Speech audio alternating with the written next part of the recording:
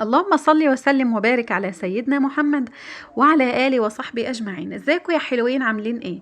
يا رب كلكم تكونوا بخير وتكونوا في أحسن حال. النهاردة إن شاء الله هشارك معاكم وصفة خفيفة، وهي صينية الفراخ بالبصل المكرمل. بصراحة طعمها في منتهى الجمال وسهلة وبسيطة جدا، والطعم في الآخر هينال إعجابكم إن شاء الله.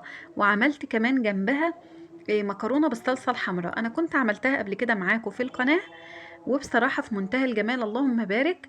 تعالوا كده اما نشوف هنعمل ايه. بس في البداية لايك بقى وشير لمطبخ ام عمر عشان القناة ان شاء الله تكبر بيكم. إيه، في البداية معايا فرخة كبيرة قطعتها وكنت غسلاها وحطاها في المحلول النقع بتاعها، وبعد كده غسلتها وصفتها. بعدين حطيتها كده في الصينية بتاعتي وضفت عليها بهارات فراخ وفلفل اسمر وملح، وبرضو معايا بابريكا، ومعايا 7 بهارات، ومعايا رشة صغيرة كده من القرفة، ومعايا روزماري، وفصين حبهان. الحبهان ده بيديلها ريحة جميلة جدا. ومعايا كمان عود قرفة، ومعايا ورق لورا. وديت صويا صوص. معايا معلقة كده من الصويا صوص او معلقتين كده من الصويا صوص. المفروض هي كنت ضفت لها دبس رمان، ولكن كان خلص من عندي، فاضفت برضو اللي هو الصويا صوص. طعمه برضو في منتهى الجمال في الفراخ عموما مع اي تتبيلات، يعني بيبقى اللهم بارك حلو.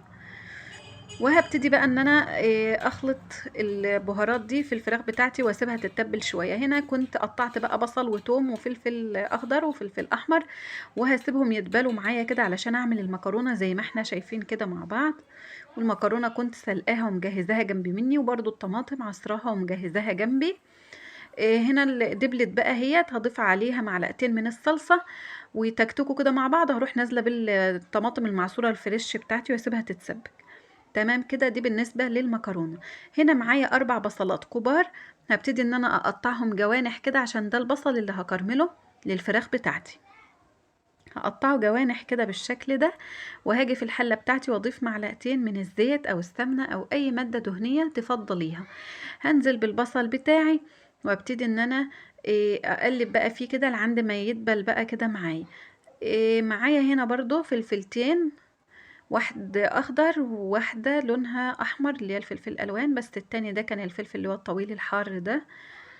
تمام كده. وهبتدي بقى ان انا اضيف عليهم فلفل اسمر، كزبرة. اللهم صل وسلم وبارك على سيدنا محمد. نفس البهارات اللي حطيتيها على الفراخ او اي بهارات تحبيها او تفضليها ضيفيها. انا حطيت كزبرة وفلفل اسمر، بهارات فراخ. اللهم صل وسلم وبارك على سيدنا محمد. معلقة برضو كبيرة من الصويا صوص. وهبتدي ان انا اقلب لعند البصل بتاعي ما يوصل للشكل ده. والملح هيبقى اخر حاجة خالص هضيفه على البصل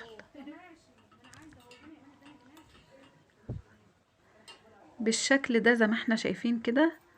بصي بقى الفلفلايه الرخمة دي اللي مش راضية تنزل، تعالي هتنزلي.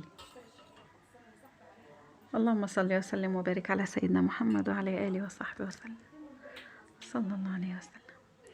هبتدي برضو ان انا اضيف قرنفل وقرفة خشب برضو.